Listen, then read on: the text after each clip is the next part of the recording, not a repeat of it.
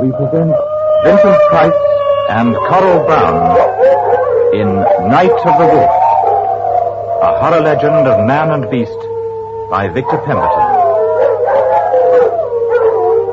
Night of the Wolf.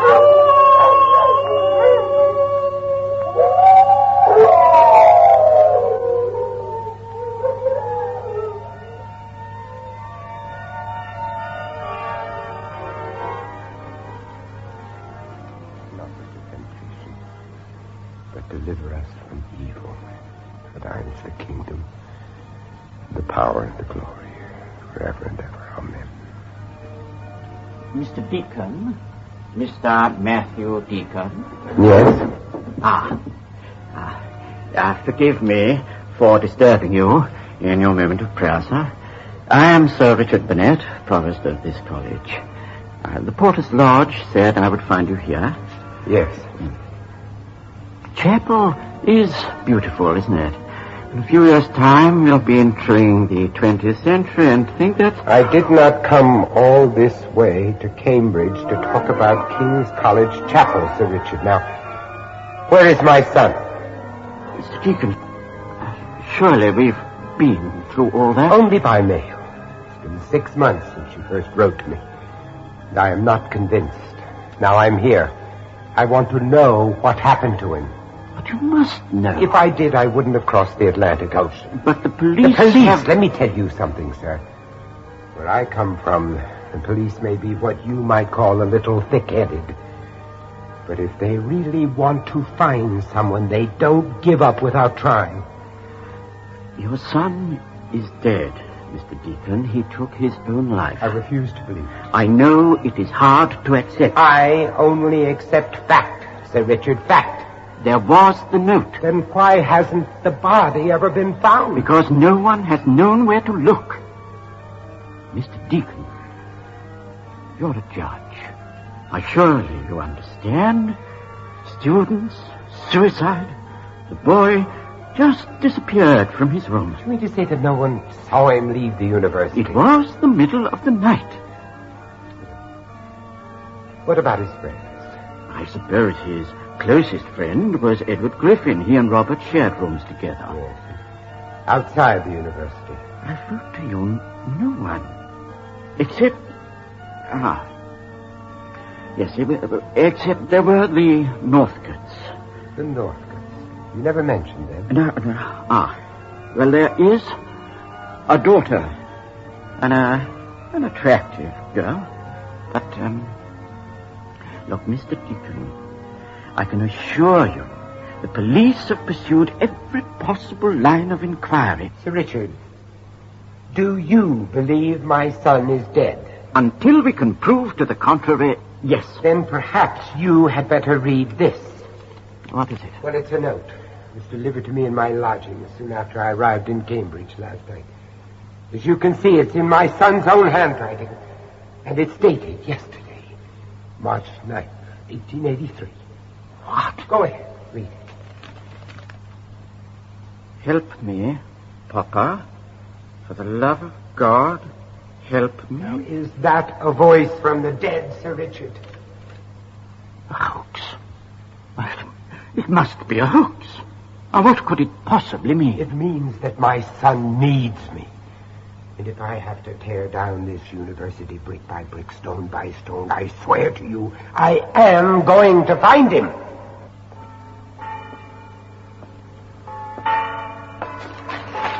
Who are you? What do you want?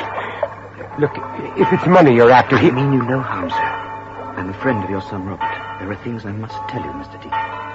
Who are you? My name is Edward Griffin, sir. Griffin. Robert and I were as close as friends could be. That's why I'm as desperate as you to know what has happened to him. Young man, are you trying to tell me you have reason to believe that my son is still alive? Alive or dead, sir, I am convinced that Robert would never take his own life.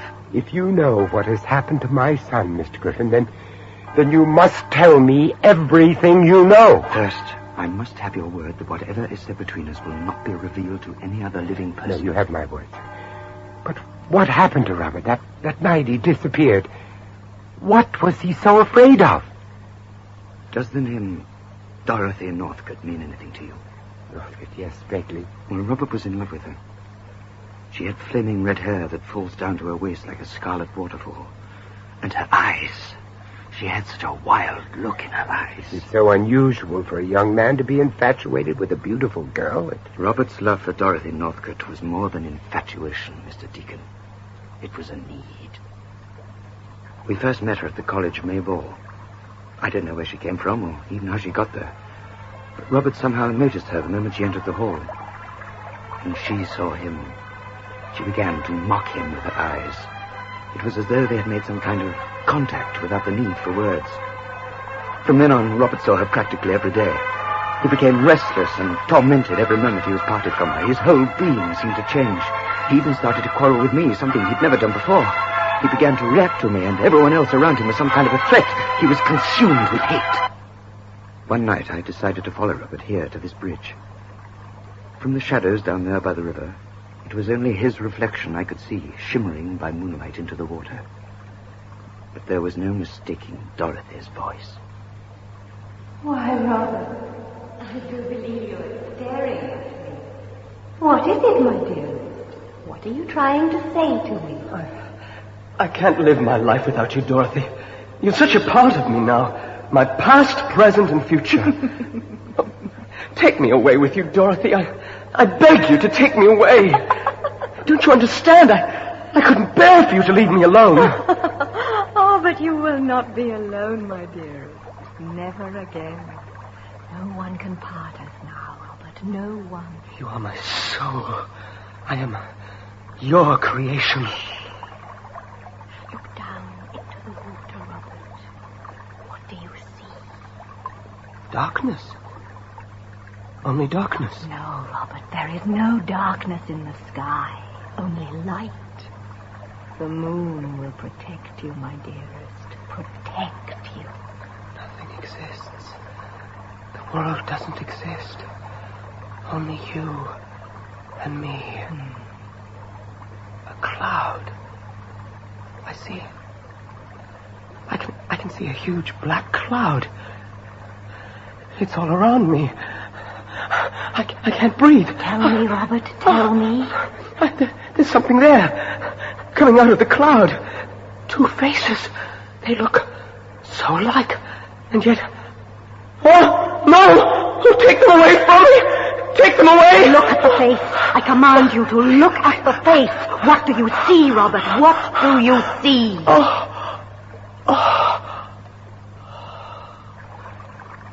It gives me strength. Your strength. Yes. I will follow you to the ends of the earth. And so you shall, my dearest. And so you shall. Take my hands, Robert.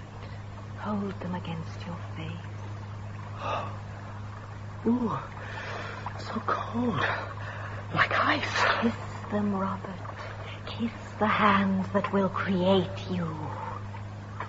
Oh, my face! My face! The fingernails tore into the flesh of his face almost to the bone. When I caught up with him later, blood was still streaming down his collar. Mr. Griffin, have you ever told any of this to the police? No, sir. Why not? I just felt that anything I told them wouldn't make sense. It all seemed so absurd, so unreal. Maybe it is unreal. Maybe what we're dealing with here are forces that are beyond law. But the first thing I want to do is to find that girl. Where does she come from? She lives in the manor of Northcote. It's an old family house deep in marshland up in the Fen country. Now, you just tell me how to get there, and I'll leave first thing in the morning. Then I must warn you to take care, sir. For the Northcotes are a hostile, arrogant family who have chosen to live their lives in total isolation. Your visit may not be welcome. I'm not afraid, Mr. Griffin. If there's someone in that house who knows what happened to my son, then it'll take more than arrogance to keep me from him. Then you must promise me, sir, that if ever you're in danger, you'll call on my old friend, Professor Daniel Forrester. Daniel Forrester. He's an anthropologist who lives in the village of Northcote itself. Daniel Forrester. Yes. Yes, I'll remember that name. Mr. Griffin, let me shake your hand. I know that Robert will be as grateful as I am for what you have done. Mr. Deacon, do you believe in the power of evil? I accept that there is such a thing as evil. But what concerns me most is the nature of it. As a man of faith, I guess I prefer to believe in the power of God. Then may God go with you to the manor of Northcote, sir. For I fear you may have need of him.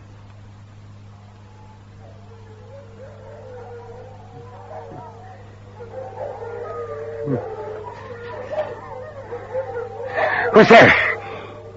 Hello? Is anyone there? Where am I? I can't see a thing in this mist. There's so little air. Who's there? Where are you? Where are you? Where are you? Where are you? What? My hand. Something touched my hand. What? Where are you?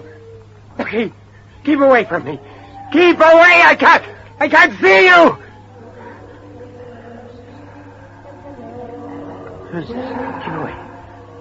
Keep away. What was that? A dog? Dog? Oh, no. It's not a dog. Oh, no. Help me, someone! Help me! Leave me alone! Leave me alone! Leave me alone! Leave me alone! Leave me alone! Mr. Deacon. Mr. Matthew Deacon. Who are you? I am Nicholas Northcote. Come to the house, please. My grandmother is expecting you. Why have you come here, Mr. Deacon? No, ma'am, it seems my visit was not entirely unexpected. Oh, not at all. I heard you were staying in the village. It's common knowledge you are trying to find your way out here. I'd like to know why. I'm looking for my son, Mrs. Northcote. Where is he? Your son? I don't understand. I have information that this house is the last place he came to before he disappeared from Cambridge University. Oh, yes, the student boy. The police did come here to make certain inquiries about him, but you are misinformed, sir. I do not know your son. If you'd taken the trouble to write to me in advance, you could have saved yourself a pointless journey. Then perhaps you'll allow me to ask the same question of your granddaughter. Where is she, Mrs. Northcote? Where is Dorothy? Dorothy is not here. She's away visiting a sick relative in France. Are you aware that she is the last person to be seen with Robert? She was my son's constant companion. Mr. Deacon, there are many who would consider my granddaughter to be a somewhat beautiful child. It is not unusual for young men to be attracted to her. These two young people were in love, Mrs. Northcote. In love? Oh, now, Dorothy's been in love many times, but with no one but herself. You're wasting your time, sir. You have my word that, to my knowledge, your son has never been to this house. Well, then perhaps you will tell me why. On the first day after he disappeared, my son was seen arriving with your granddaughter at the village railroad station. Now, are you going to let me talk to that girl? Or do I have to find out what I want to know from the village? The villagers despise this family, Mr. Deacon. They have always despised it. And they do anything to blacken our name. I cannot allow you to be subjected to their pernicious gossip. For the time, it's better you stay here. I'll send to the village for your belongings. You're inviting me to stay here in the manor house? Oh, why not? There's nothing to be afraid of, is there? That, ma'am, is what I'm here to find out. Fear is the condition of the mind, Nicholas. I suppose you could call it an emotion. A dread of something you hope will never happen. Now, you take me, for instance. There are a lot of things I fear. Most of all, death. You mean you're afraid to die? Oh, no, but I'm afraid of taking life. That's quite different. Have you ever taken a life, Mr. Yes. Deacon? Yes, Miss Sybil, I'm afraid I have. But then if you believe in justice as I do, you come to realize that there are some crimes that just have to be punished, whatever the cost. You have actually sent men to the gallows. Yes. And you have no conscience about it. Oh, on the contrary. My dreams are plagued by the prospect of taking a life that the good Lord has created. But society has the right to be protected from the powers of evil. I guess it's the same in your country as well as our own. What part of the United States of America do you come from, Mr. Deacon? Pennsylvania, ma'am. Pennsylvania? Is that a town? Oh, no, Miss Sybil. I doubt if you ever heard of my hometown. In fact, you probably couldn't even find it on the map, but I tell you, I think about it. I think about it an awful lot. Especially when the lilacs are in bloom. And what about the war, Mr. Deacon? Did you have to fight for your state of the Pennsylvania in the American Civil War? Oh, yes, Nicholas. I had to fight. So did a lot of other men. They had to fight and die. Some of them were not even as old as shoes, scrubbed faces, half-grown bristles. Nothing more than boys stepping into men's boots. You see, to us, the enemy was just a different colored uniform, that's all. We shared the same blood. We had the same hopes. I never did understand why I was asked to kill a man when I didn't even know the color of his eyes. But then if you're a man like the late President Lincoln, I guess you'd be willing to sacrifice anything, even your own life, if it's for something you really believed in. Tell me something. How do you manage to run a house like this without servants? Servants? Even if you get him to come out here, I can assure you they'd never stay. Oh, why not? Because it would intrude upon my grandmother's privacy. Nicholas, what my grandson is trying to say, Mr. Deacon, is that the Northcotts have lived in this house since it was first built. We have always valued our seclusion. Superstition. That's what keeps them away. They know what this house is and all it stands for. Either be silent or leave my table, sir. I do so hate being alone. I like to have fun, to be able to talk to people. This house has become so depressing. Now, don't be ridiculous, Sybil. But it's true, Mamma. We're so far from the village, no one ever comes to see us. Well, now, Miss Sybil, you really don't make it too easy for people, do you? And surrounding yourself with wild dogs and here in the middle of the marshland. It's not only that, Mr. Deacon. Ever since Dorothy has gone, this house has been like a grave. Oh? Well, when does Dorothy get back from France? France? I don't follow you, sir. Some wine, Mr. Deacon. No. No, thank you, ma'am.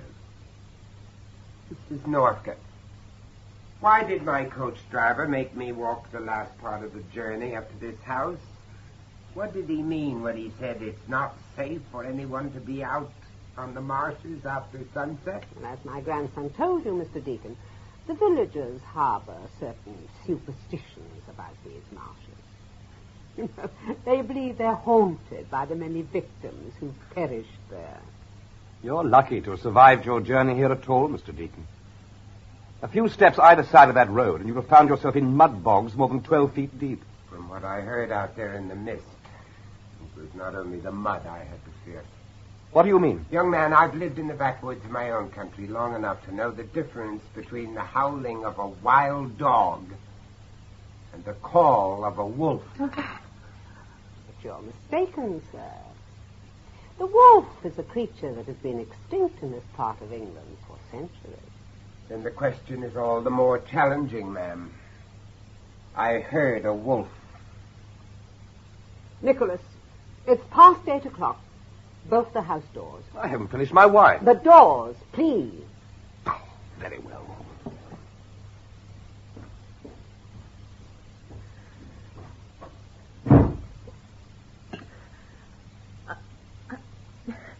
If you will excuse me, I have things to do in the kitchen. Good night, Mr. Deacon. Good night, Mrs. Norton.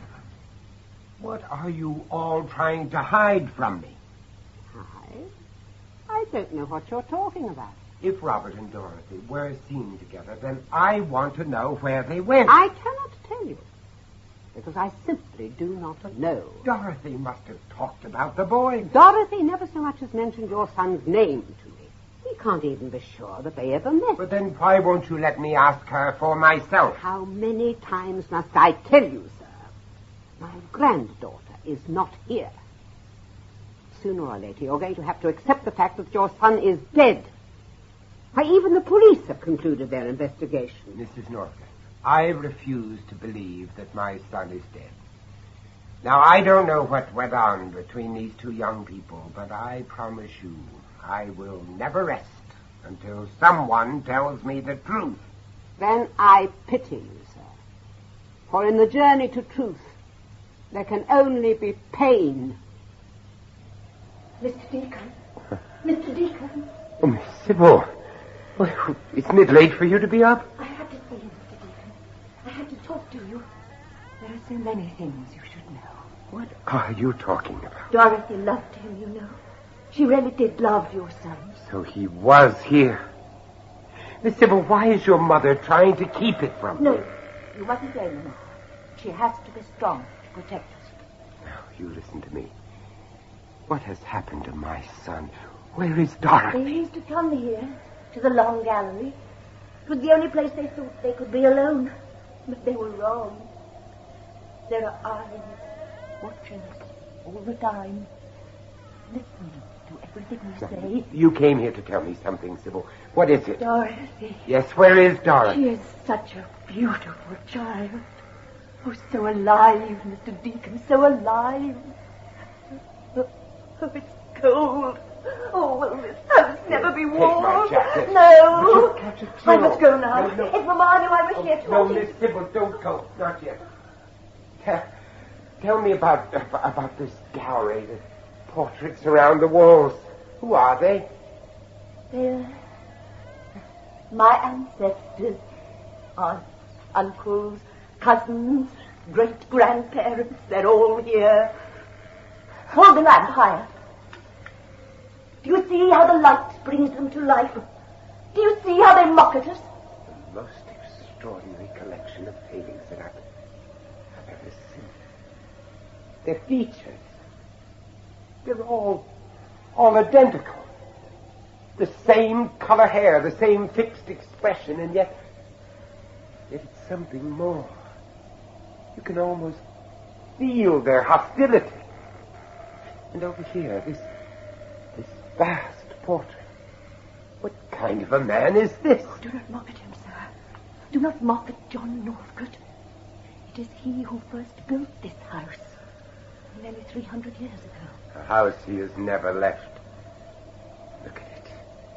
The most unnatural, the most grotesque features I've ever seen created by an artist.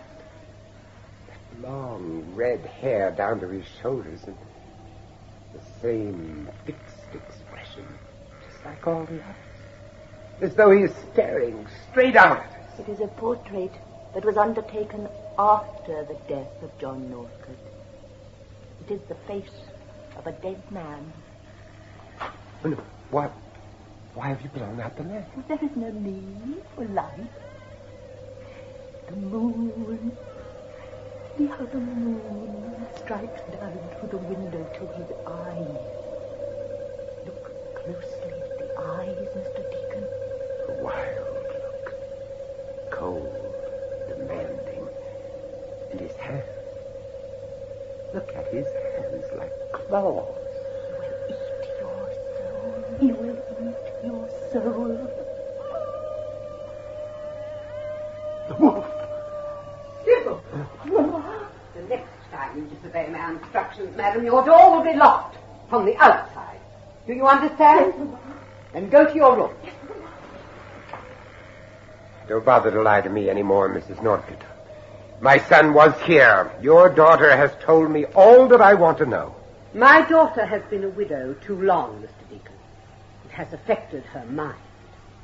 I must ask you to accept whatever she has told you with the contempt it deserves. Good night, sir. March 12th, 1883. Northcote Manor is the house of dark shadows. Its gray stone walls tower over the marshlands like a monument to the devil himself. Doors are bolted. There are iron bars at every window. Plates of raw meat are left outside the house to feed the wild dogs who roam in the night. What secrets are they keeping from me? Everywhere I go, I seem to be a prisoner.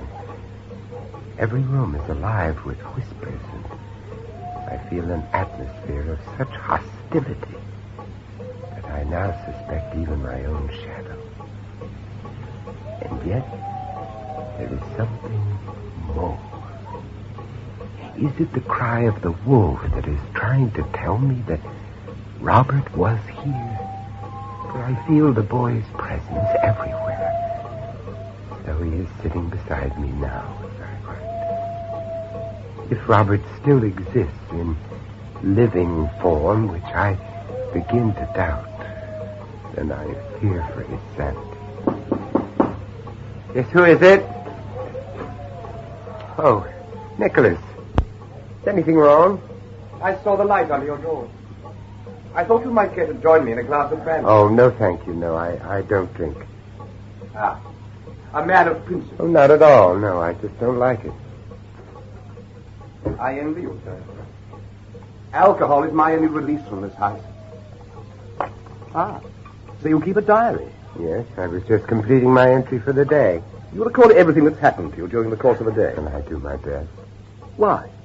Well, I suppose you could say that a man who spends most of his time in a court of law has a need to write down the things that he's, well, likely to forget. I doubt you will ever forget what you see in Northcote Manor, Mr. Deacon. Don't stare at me like that, sir. Well, I'm sorry. I guess it's just that I'm fascinated by the family resemblance. Your mother showed me the portraits in the long gallery. My mother is mad. Quite mad. There is madness in all of us here. Did you know that, Mr. Deacon? What is it in this house that you're all afraid of, Nicholas? Something that you're too afraid to admit, even to yourself? I don't know what you're talking about. Where is my son, Nicholas? I don't know, I tell you. Why is it necessary to have iron bars up at the windows, Nicholas? Is it to stop something from getting in, or to prevent someone from getting out? Ask my grandmother. She is the only one who answers questions in this house. Who are the intruders you fear so much, Nicholas? Why won't you tell me? The only intruders on these marshes are we who live here. It is the dead who watch over Northcote Manor. They watch and despise. I have heard it said that to hear the call of a wolf is to hear the call to one's own death. I don't believe in superstitions, Nicholas. I only believe in what I know exists. It's the first night of the full moon. I will advise you to keep the curtains drawn, sir. The light will disturb your sleep. Are you a man of faith, Mr. Deacon? When you get to be my age, you realize faith is one of the things you can't live without. And it wasn't until tonight that I knew my son felt the same way. What do you mean? I found this copy of the Bible at the side of my bed. Shall I read you what it says on the inside cover? To my dear son Robert, from your loving father, April 4th, 1870. I gave this to Robert on his 5th birthday. If you change your mind about that brandy, I'll be downstairs in front of the fire. Are you so afraid to sleep, Nicholas? Northcote Manor is not a place for sleep, Mr. Deacon.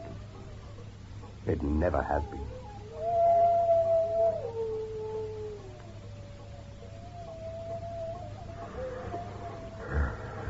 Don't be afraid of life, Robert. Don't ever be afraid. God will protect you. God? Don't talk to me of God. If you want to go to your church, then go, Papa. But as long as I live, I'll never go into such a place again.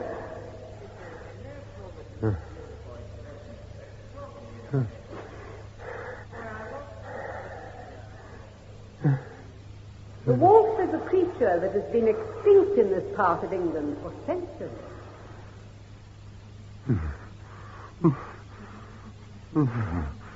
For the love of God, help me! Robert! Robert!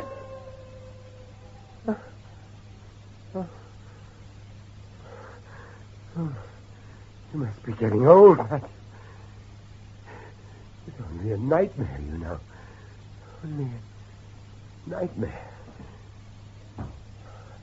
What's going on? Who's there? Who is it? Who are you? What do you want? What do you want? My hand! Something touched my hand! I can't see anything. It's so dark. I must get to the door.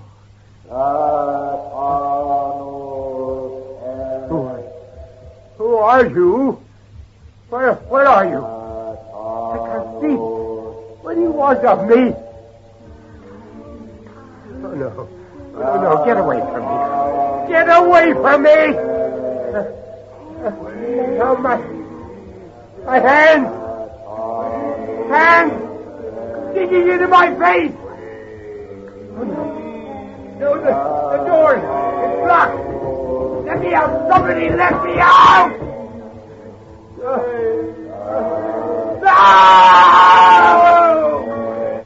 What happened? Gone. Gone, and yet the pressure, I can still feel the pressure. The window. There's something at the window. Balcony. Outside.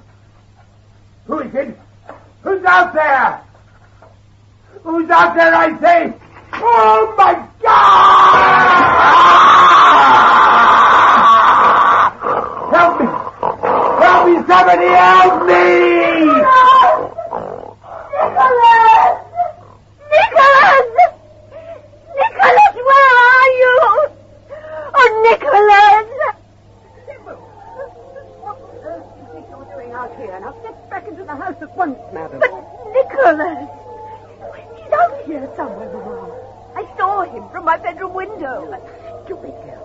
How many times must I tell you not to talk of such things? But it has broken loose, Mama. Didn't you hear?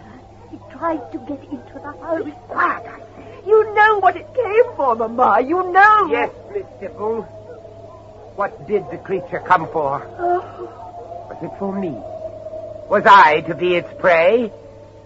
And why was it only your voice that sent that creature racing off into the marshes like a bewildered rabbit? Mr. Deacon, if you are to remain a guest in my house, you will have the courtesy to respect my wishes. During the hours of darkness, it is unsafe for you to step outside the house unattended.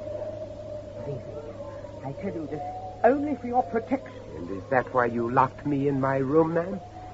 Was that for my own protection? You are mistaken, sir. I did not lock you into your room. Well, then why did I have to break down the door to get out? Take a look at that window of mine up there, Mrs. Northcott. Tell me what kind of an animal is it that has the strength to tear down iron bars as though they were made out of matchwood? What I saw up there in the dark was neither man nor beast. It was of a shape and size so unnatural. The blood in my veins turned to ice. Mr. Deacon, your life was never in danger. My gamekeeper, Mr. Morris, is employed to protect the house at all hours of the day and night. What is it he protects you from, Mrs. Northcott? Is it from the wild dogs, for whom you leave out plates of raw meat every night?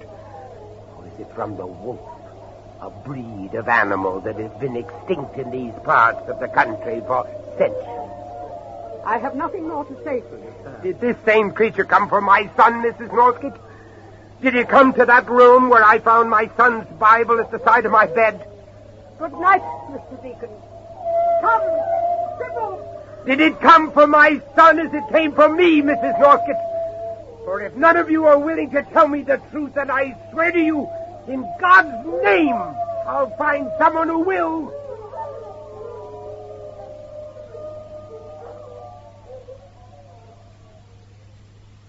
Man into animal. It is a theory that has plagued men of learning for centuries, Mr. Deacon. After all, what is man but an animal? He has paused to walk on his own sense of direction. He lies, cheats, hunts for his food without conscience. And all for one purpose. To survive. Think of the monkey, the baboon, the gorilla. All of them had great ancestors. And yet as we look at them through the bars of their man-made cage, are we really to believe that we have progressed into the superior beings we are today? No, sir. We are superior only in objective, not in development. Even Mr. Darwin made that abundantly clear in his recent thesis on evolution. Man into animal. Are you offering that as serious scientific theory, Professor Forrester? Well, suppose you tell me what you think it was that tried to break into your room last night. You're trying to tell me that it was some kind of half-human animal? The Fenlands have always suffered their share of superstitions, but none more strange or difficult to understand than that of the werewolf. Werewolf?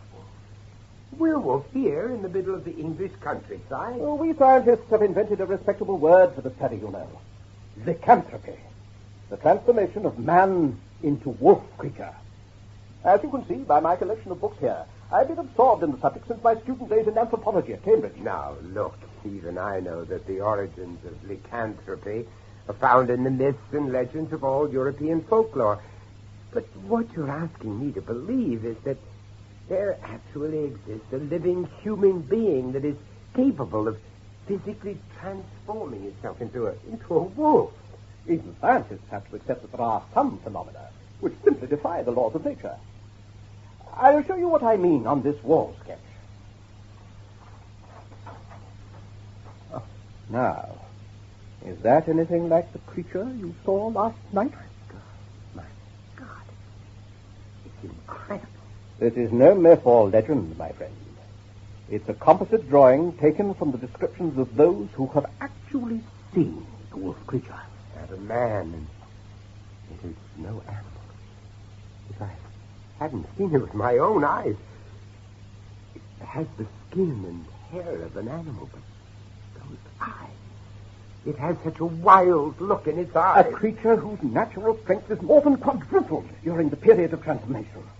It defies all known scientific laws. Professor, do you believe in life after death? That's an odd question. I don't know, really. But I suppose if you believe in God, then you also believe that life doesn't end with death. Why do you ask? I was just thinking, there must be an awful lot of people who have a need to make contact with the life hereafter. I mean, either through grief or as a way of using the dead as a weapon against the living. Witchcraft? Witchcraft, black magic, satanic ritual, call it what you will. But believe me, I have seen the effects that all of this can have on the human mind. Ordinary men and women tearing themselves apart because they are indulging in things that they do not understand. You think some kind of bestial witchcraft has been used to create a phenomenon like the werewolf? Man cannot create his own image. Only God can do that. But devil worship can create a madness that will make you deny the existence of your own soul. You know, I once met a Red Indian witch doctor who claimed that he was able to make contact with the devil merely by staring up at the moon all night. The moon? Stare long enough at a full moon, and you can almost hear it. A voice calling in the night. Mr. Deacon, I think you should know the wolf creature is seen only during the hours of a full moon. Professor, when was the existence of this creature first established? There are documents in the village church which suggest that the first victim was struck down on the marshes during the time John Northcote was building the manor house. That was back in the early part of the 16th century. How much do we know about the first John Northcote? I mean, what kind of a man was he? Oh, quite a tyrant of his day. The villagers are convinced it was Northcote himself who was cursed into a wolf creature by a band of traveling gypsies who had a grudge against him. We can't prove that, of course. No. But if it were true, if Northcote had somehow been transformed from man into the wolf creature, then It wouldn't be without logic to think of the condition as hereditary. Hereditary? Well, why not? It wouldn't be the first time a disease has been passed down from one generation to another, would it? I mean, think of hemophilia, for instance, or any other disease of the blood. Well, it would certainly tie up with what we know about the family's history of ill fortune. Then, would it mean that there is a werewolf amongst the present generation of Northcotts? Why else are they so afraid to tell me what has happened to my son? Mr. Deacon, Matthew, do you still believe that your son is alive? Daniel, until last night I still hoped. But after everything that's happened, I find it hard to believe that I'll ever see Robert again. But I'll not sleep at night until I know how or why Dorothy Northcott took the boy to that godforsaken house. Until I know why his life had to be sacrificed for something that is just too evil to even think about. Daniel, will you help me?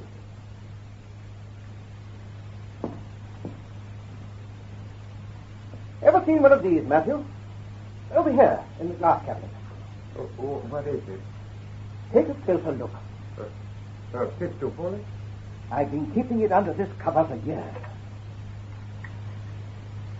It was specially made for me by an eminent London gunsmith. It is of pure silver. Well, what do you need a silver bullet for?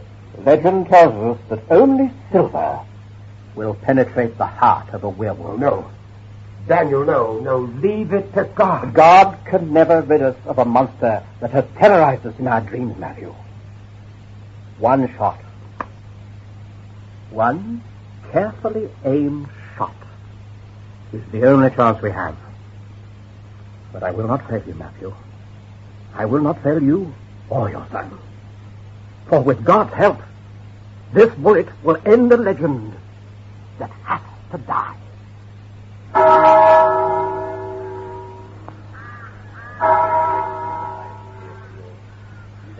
It's Maggie Foster's funeral, God rest her soul. There she goes, down into the grave where she buried her own daughter no more than a month ago. Grief was too much for her. Her daughter? The child was 15, Matthew. They found her body out there on the marshes. By the time the wolf had finished with her, there was hardly anything left to put inside the coffin. Are you telling me this creature feeds on human flesh? Look around you, Matthew, here in this very graveyard. There's hardly a tombstone that has not been removed, a grave that has not been pillaged. The werewolf hunts not only amongst the living for its food. Daniel, over there. Look. Where? Oh, over there, behind those trees. Can't you see him? It's Nicholas Northcott. Northcott? Yes. Where? He's gone. He's not there anymore. My dear fellow, you must have been mistaken. The Northcotts are never seen in the village, especially at the funeral of an old peasant woman. But he was there, Daniel. I swear to you, he was there. He had such a strange look on his face. A look of pain. Why, Daniel? Why?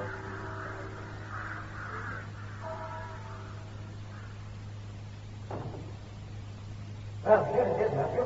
This is our parish church. It dates well back to the early part of the 14th century. Generations of Northcotts are buried in these walls. Why is it so cold? Have you ever known a church that isn't cold? That's what I mean. I've never been inside a house of God that's so unfriendly. You could feel it the moment you walk through that door. There's nothing ornate about the stonework, no statues, no painting, no expression of love. Oh, I think you're being a little unfair, old chap. You have to admit there's some rather lovely stained glass affair. Mostly medieval, you know. Yes. Daniel, that window up there, what is it? Above the altar, you mean? 16th century. Yes. Beautiful, isn't it? It's St. George fighting the devil beast. The devil beast? A half man, half wolf, a werewolf. Come over here, Matthew. I want to show you something. Now, this side of the church is known as the Devil's Walk. To Christians in former ages, it was referred to as the province of Satan. You'll have to still guard, Miss D. The mask is buried in the wall. The mask? It's the death mask of John Northcote. How did he die, Daniel?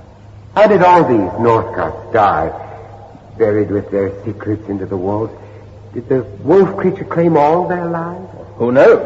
But if a transformation from man into animal is passed down from one generation to the next, it's more likely to manifest itself in a male member of the family. Matthew, what are you staring at? Is anything wrong? The wall.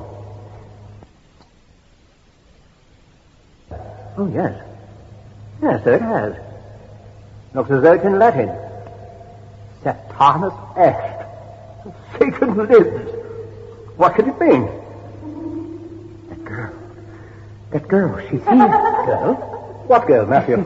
Here again. Can't you hear her? Well, you must hear her, Daniel. You must. I can't hear her, mister. And that smell of perfume. It's her perfume. What? My dear, now listen to me. Up there, the window above the altar. Oh, they're here, Daniel. Can't you hear them? Can't you feel the fresh heat? It's all around us. I can't get out of here. I can't breathe. I can't breathe.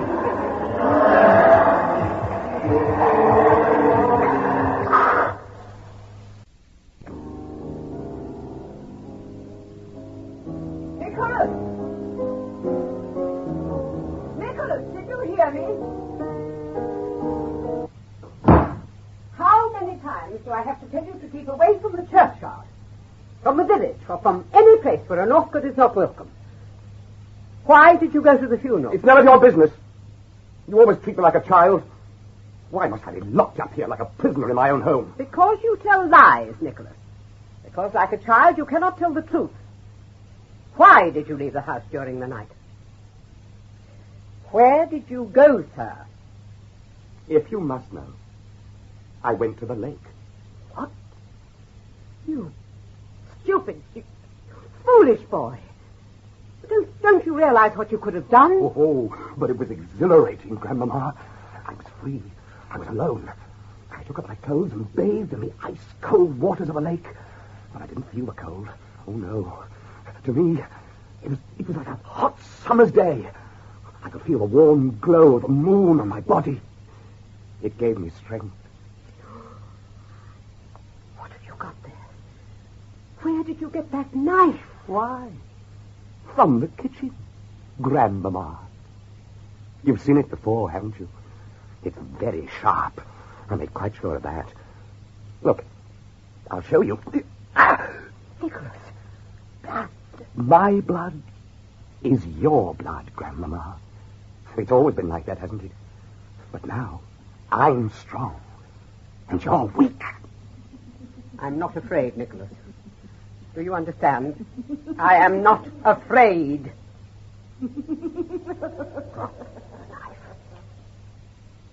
Did you hear what I said? Drop it! Kneel, Nicholas. Now, take the Bible in your hand. No, please don't make me, Grandmama, please. Do as I say. Kiss the Bible, Nicholas. Oh, I can't. My hands, look at my hands. They're shaking. I can't do it. Kiss the Bible, my dear. The only way. You know it is. Oh! In the name of the Father, the Son, and the Holy Ghost, we repent our sins.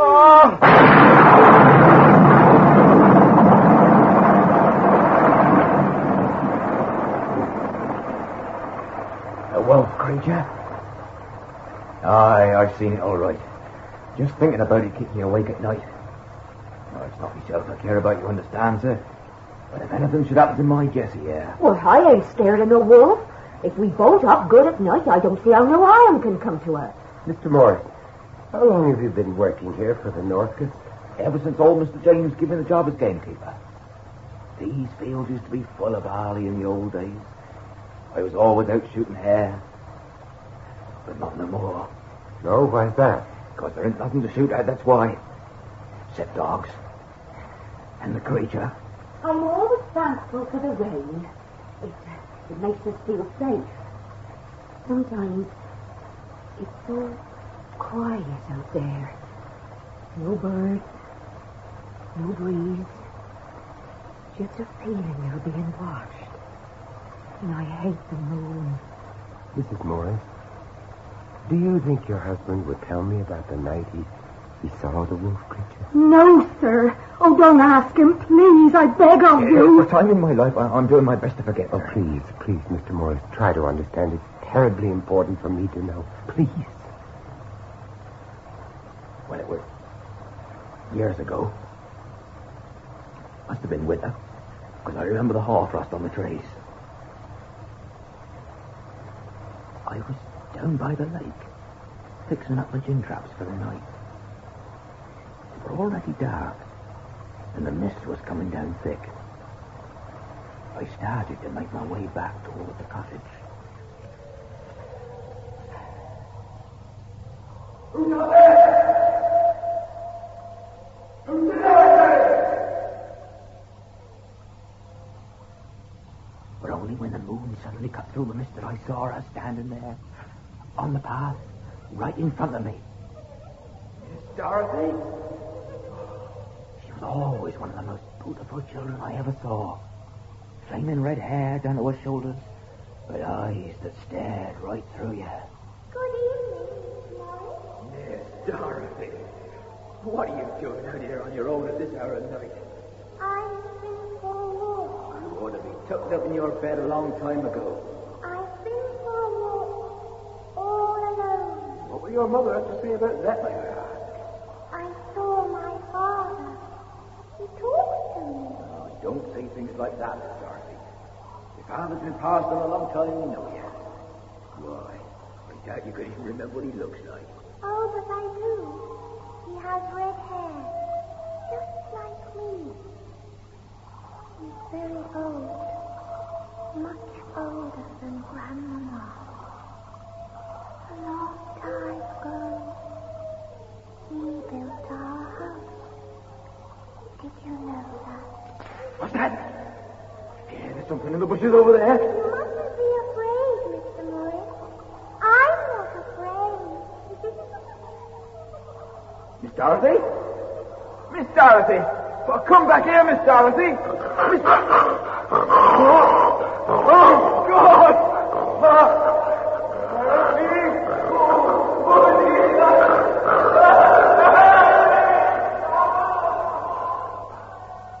Came away from nowhere. Eyes glaring out of the dark like emeralds. Teeth like rocks. Tarnished with the blood of human flesh. Hair streaming out of his neck and hands and feet, the sight of which would freeze the blood of any man. Dad, it's all right, Dad. It's all right. I just ran as fast as I could. I still don't know how I got away, but this isn't one of God's creatures, sir. It's the work of the devil himself. Thank you. Thank you, Mr. Morris. I know how difficult that must have been for you. But please, now, tell me all you know about my son and Dorothy Northcott. They used to go to the lake. Always to the lake. Yes, go on. Well, it's just him and her. They used to sit there for hours, staring at their own reflection in the water, as though they had no need for words. But never till the sun went down. Even when she was a child, she could never bear the sun on her precious skin. It's not raining. Oh, please, Mr. Deacon. Look, you ought to be going now. It wouldn't be wise to stay out after dark. Mr. Morris, if you want these marshlands to be a safe place for you and your wife to live in, if you want to be able to breathe God's fresh air without the constant fear of things unknown, then you must tell me what has happened to my son. Is he alive? Or is he dead? Matthew, the police knew we were desecrating a private grave in the middle of the night. Daniel, you don't imagine I like the idea myself, do you? But if what Laura's told me is true, if the Northcotts have buried Robert here... If Robert is here, then What's the use of exhuming his body? It'll only bring you torment for the rest of your life. No, you're wrong, Daniel. If the boy is here, then at least I'll know that my search has come to an end. All I can do then is to leave him to rest in peace. Peace? What peace is there for any man when he's not safe, even in his own grave? Yeah, Daniel. The only thing I regret is that I never did enough for that boy of mine. I paid for his education, his food, his clothes. But perhaps when he needed me most, the judge was just too busy listening to other people's problems. He forgot that he had some of his own. It's a full moon again tonight. The light is picking out the gravestones all around us. Even the dogs are quiet. Daniel, we're there. I've hit the top of the coffin. Oh, dear God, what have we done? Quick, give me the lamp. Yes, just as I thought. No nameplate. Matthew, what are you doing now? I'm going to force, or try and force the lid open if I can just get the tip of the shovel in far enough. Hurry, Matthew. Hurry. Yes, it's coming. It's coming. Matthew. The wolf. Can't you hear it? It's creeping into the grave somewhere. Now, Matthew. We've got to get away from here. The wolf, Matthew. The wolf. What is that smell? Perfume. Oh. It isn't Robert. This is not my son. Who is it, Daniel? Who is it? It's her, Matthew. It's Dorothy Northcott. Or what the wolf has left of her.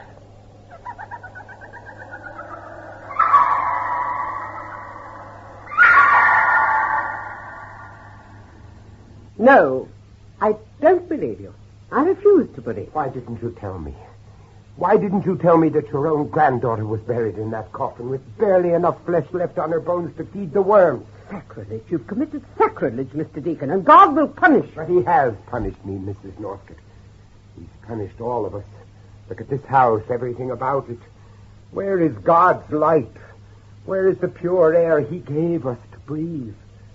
Why do the dead thrive here and not the living? I did not ask you to come to this house, Mr. Deacon. You came of your own accord. How long has she been dead, Mrs. Northcott? Was my son with her when the wolf attacked? Stop this. Stop it, I say. Mrs. Northcott, I want to know. Mr. Deacon, may I remind you that I am not obliged to answer your questions. This is not a court of law. I do not stand accused before you. Where is my son? What dark, nameless pit have you thrown his remains into? Your son is dead, sir. Are you not man enough to accept the truth? If he is dead, ma'am, then it's not only truth I'm looking for, but justice. Justice? There's never any justice in this world, only sacrifice. And I have sacrificed a great deal in my lifetime, both as a wife and a mother. And as long as I live, I shall never be anything more than a prisoner in this house. Mrs. Northcott, I don't know what happened between your granddaughter and my son, but somehow they seem to have created some kind of bond that I don't even pretend to understand. But from what I've felt since I came into this house, I can only believe that their relationship was a manifestation of the devil himself. The devil? What is the devil, Mr. Deacon? Is it some kind of a demon with horns on its head and a pointed tail? Or is it that creature out there which haunts our lives every night of the full moon? Or do you believe, as I do, that the devil is a corruption of our souls, an invasion of our hopes? How many years have I lived in this house without peace? How many years have I had to stand aside and watch those marshes out there claim all that I love most? My husband, my son, and even my own granddaughter. Each night I ask the Almighty to end my suffering. And each night it is only He who gives me the strength to go on. For that, Mr. Deacon, is what I must do. As long as I live, I will resist this devil. I will resist it till the curse that has plagued my family throughout its long history is broken. Forever.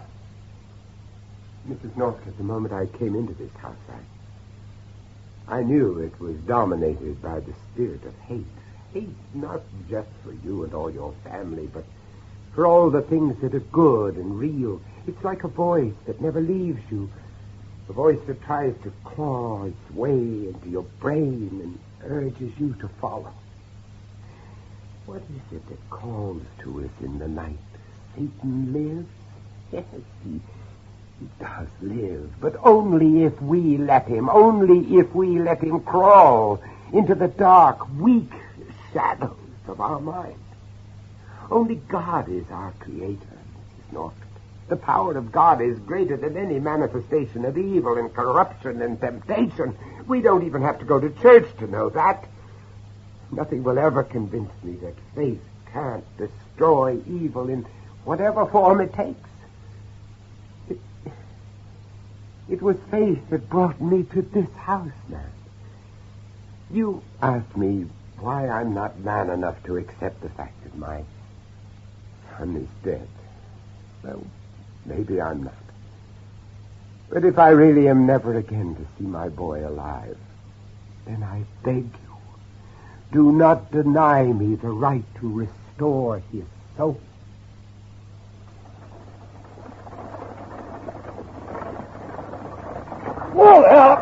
Whoa now. Well, this is it, Matthew. Northcott Lake. It's beautiful, isn't it? That small island out there in the middle of the lake, Daniel. What's it used for? The island? It's good for a wild duck shoot, nothing more. There's an old hunting lodge out there that hasn't been used for years. Daniel, I am sure that Robert is out there. Robert is out there on that island, and he is alive. How do you know that? I am convinced he's been hiding out there ever since the night Dorothy Northcott was attacked by the wolf. That boy is sick, Daniel. He needs my help. I've got to go to him. No, Matthew, wait. There is nothing you can do to help Robert. His suffering no man can cure. What are you talking about? The boy came to me for help, Matthew. It was soon after he arrived at the manor house. Robert came to see you, and you never told me. I couldn't tell you, Matthew. I didn't know how. This is something you just have to find out for yourself. But from the first moment I saw that boy, I knew. It was in the eyes, Matthew. A wild look in his eyes.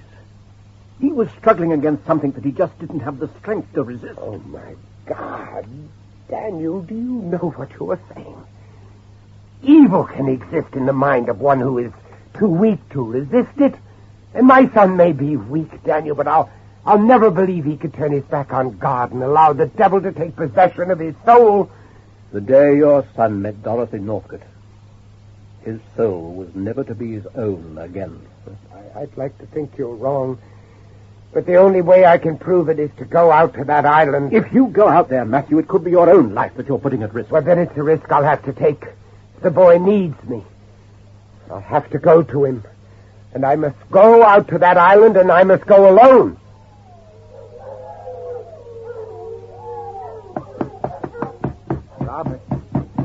Robert? Robert, are you in there? Oh, please, son, if you're in there, open the door. Locked. Wait a minute. It's bolted on the outside.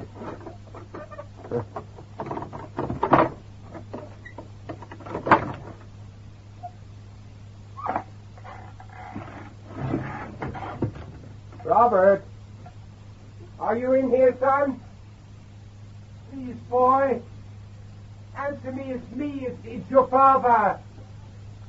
Robert, where are you, son? Please, Robert, listen to me. I know you're sick, but it's nothing to be ashamed of. I've come to take you back home, son, back to all the things you know and understand. Don't do that. Don't close that door. No windows in here. I can't see a thing in the dark. That sound. Who's there? It's there, Robert. Robert, is that you? Robert, where are you? It is. It's another room.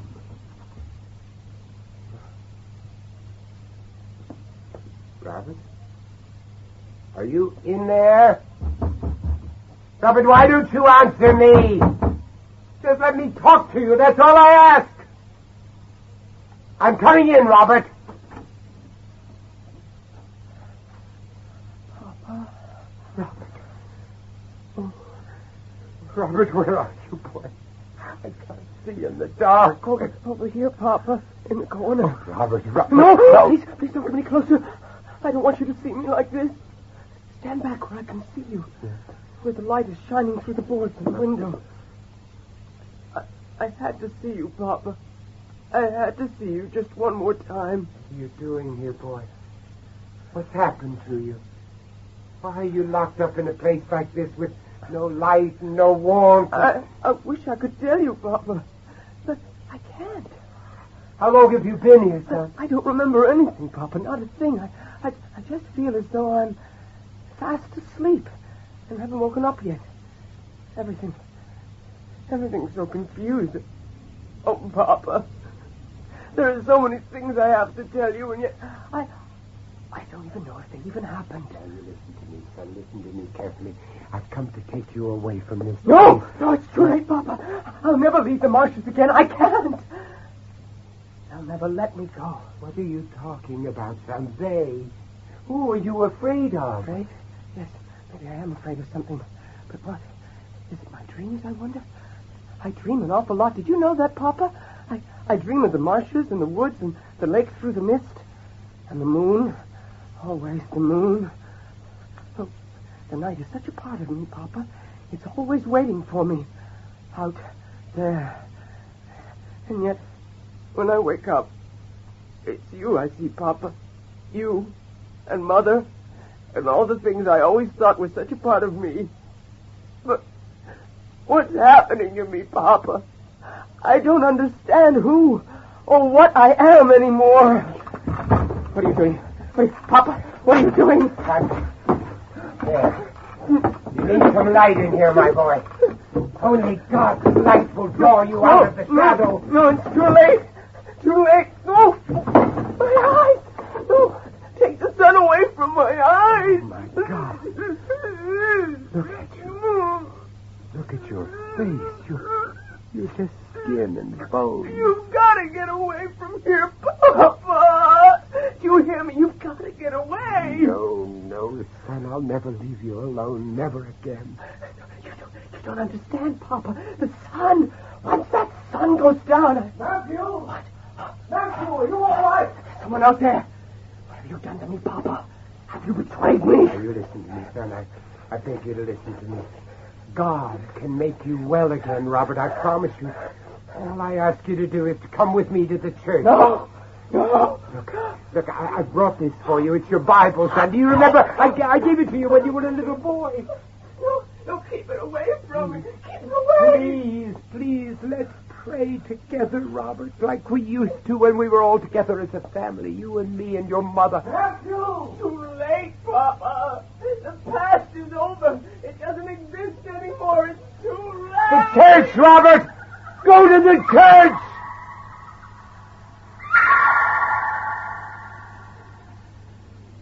You're a fool. Don't you realize what you've done? By setting that boy free, you've made the world unsafe for all of us. Nothing you have said has convinced me that the boy I saw out there on that island is capable of killing anything. But he has killed. He will do so again. Don't you understand? On the first night you arrived here, it was your own son who tried to break into your room. Oh, no. Do you think I enjoyed locking him up every full moon?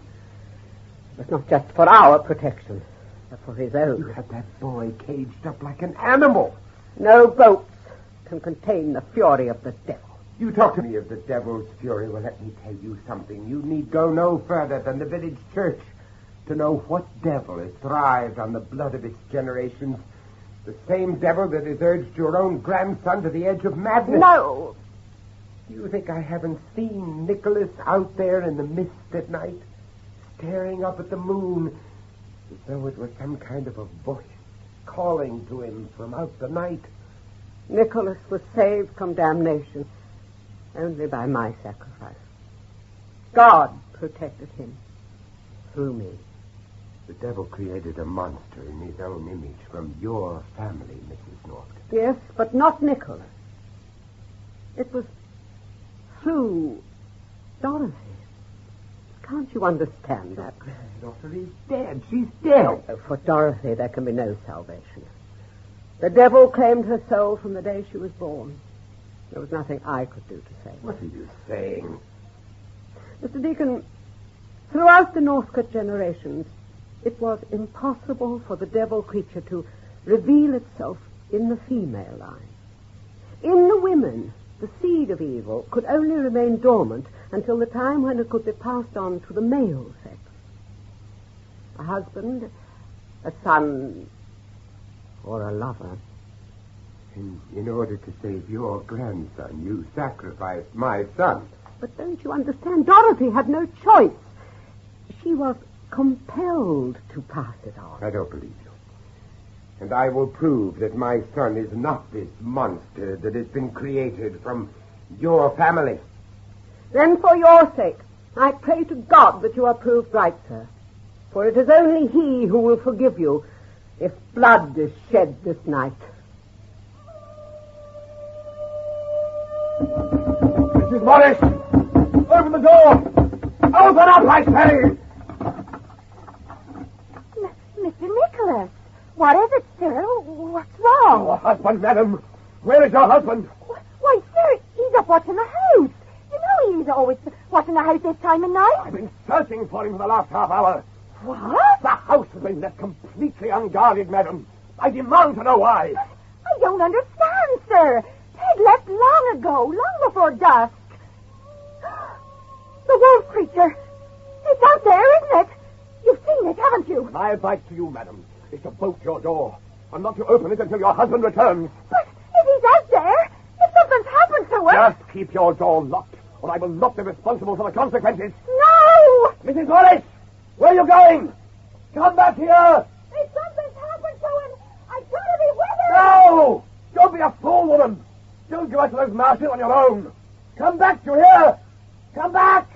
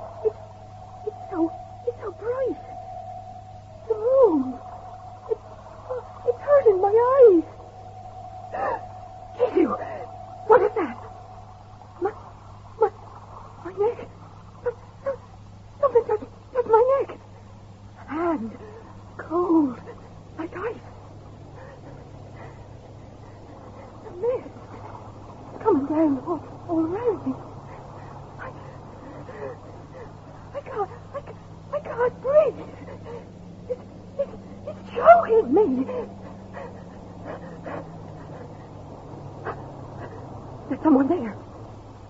Yes, through the mist. Getting by the light. They're coming this way.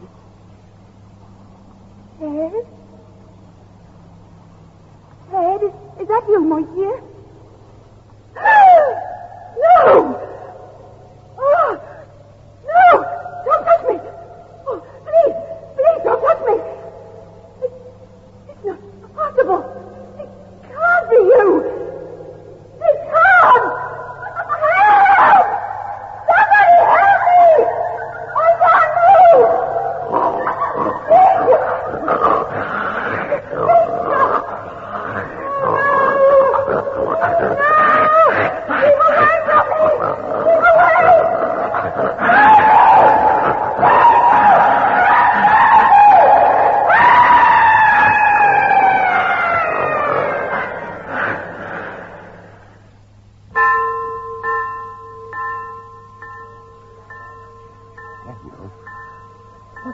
What's going on?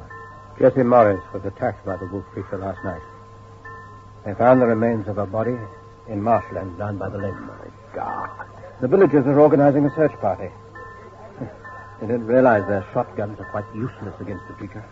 We've got to get to the boy before they do. No harm can come to him until the sun goes down. There's nothing you can do to save Robert now. Oh, but there is, Daniel. There is. Don't you see? I must give him a chance to live again. I can't allow the devil to take him away from me. He has taken him from you, Matthew. Robert is already stained with blood. You must let the law take its course. No. No, this is something that's beyond the law of men. Only God can help Robert now. Only God. Robert! Robert, can you hear me?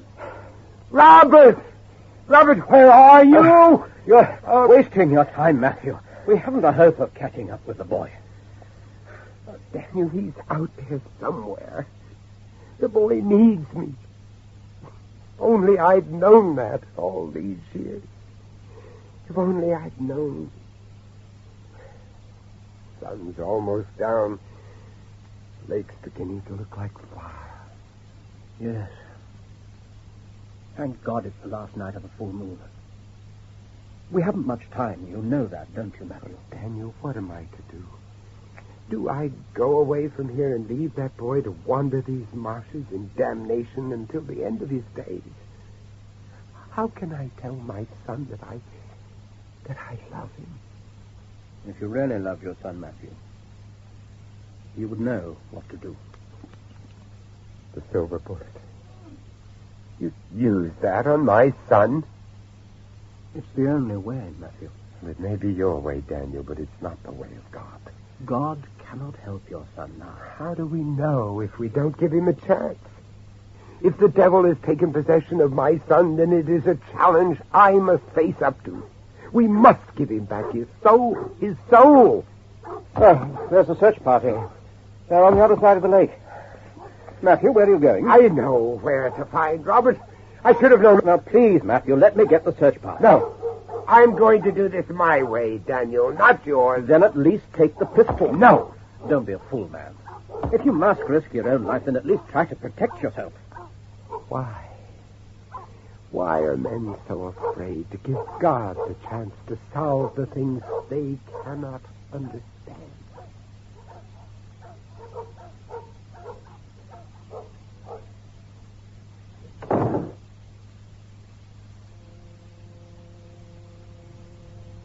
Robert?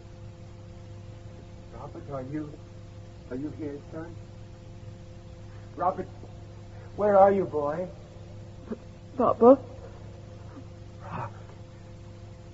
Oh, son, I knew you'd be here. I knew you'd wait for me here in the church. Look at me, son. We've no time to lose. Last night you killed someone. Now, you must understand that. And those dreams, you remember those dreams you told me about, the nightmares? Well, somewhere in the dark shadows of your mind, something is telling you to kill, Robert. To kill for the sake of killing. And that's wrong, isn't it? Isn't it, boy? We both know it's wrong because that's what I've always tried to teach you. What God has always tried to teach us all. You have to resist evil, Robert. You have to resist it in every way you know how. No, don't turn away. Look at me, son, and listen. From now on, you must allow only my words to enter those shadows. Do you understand? Do you understand that, Robert? Evil can only possess one part of your mind, not all of it. Rid yourself of this tormentor. Let in God's light and truth and your own understanding of what you've done. Dorothy! What are you trying to say? Dorothy! Here! Dorothy! Robert, Dorothy's not here. Now, don't listen to her. She doesn't exist. Fight her, son. Fight her. Fight her. Dorothy! Don't move away from me, Robert. Look, here. It's your Bible. I've brought it so that we can pray together like we used to. No! There's nothing to be afraid of, Robert. Not here. Not in God's house. No, don't turn away. Don't look at that window. The devil beast is in that window. It's only you and me now, son. You and me. Dorothy! perfume. Now hold on to me, Robert. Do as I say. Take hold of my hand. Like I said. My hands, Robert. You're hurting them. My hands, Robert. You're breaking my hands. Dorothy! Oh, yes. No. I hear you. No, Robert. Don't look up at that stained glass. Don't look up at that devil's window. The moon is lighting up the whole church. Get out of the moonlight, Robert. Keep away from the shadow of that window. It's the devil, Robert. The shadow of the devil creature. Oh, my soul, Dorothy. Your creation. No, Robert, resist the devil. Don't look at the moon.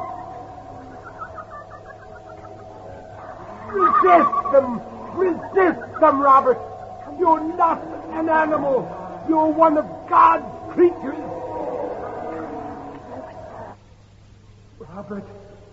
Robert, where are you?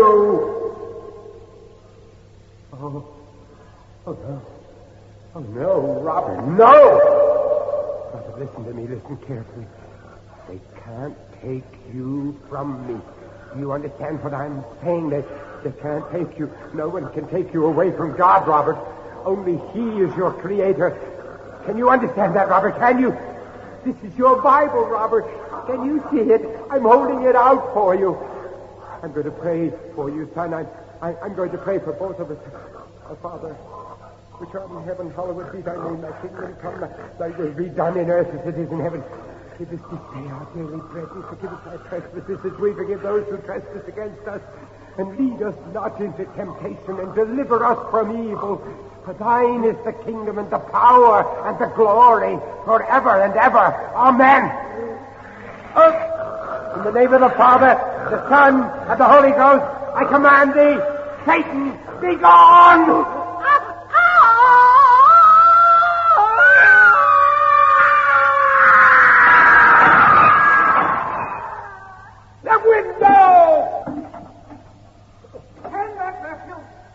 No. Daniel, no.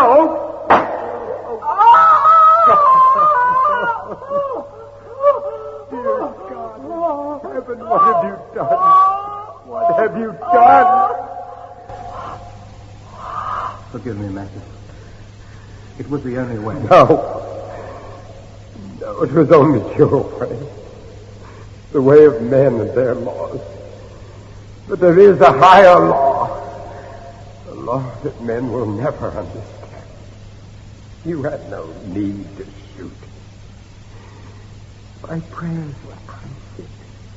His soul has been restored to him. It was my bullet that saved your life. I wonder. Matthew. Look. The transformation. It's beginning to reverse. Look at the eyes and the hair. The whole physical structure of the wolf is changing back to its human form. Robert, my son. Somewhere in the dark shadows of his mind, he heard me. He heard the words of the Lord. And he understood.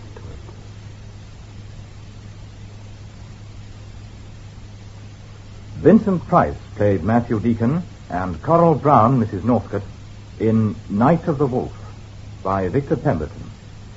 Professor Forrester was played by Hugh Manning, Sybil Sheila Grant, Robert Peter Whitman, Nicholas John Rye, Dorothy Elizabeth Cloud, Jessie Norma Ronald, Ted Paul Gaiman, Griffin Michael Cochran, and Sir Richard Burnett Hayden Jones. Technical assistants Jock Farrell, Master McCuish, Alistair Wilson, and David Hitchinson. The play was produced by John Tidyman.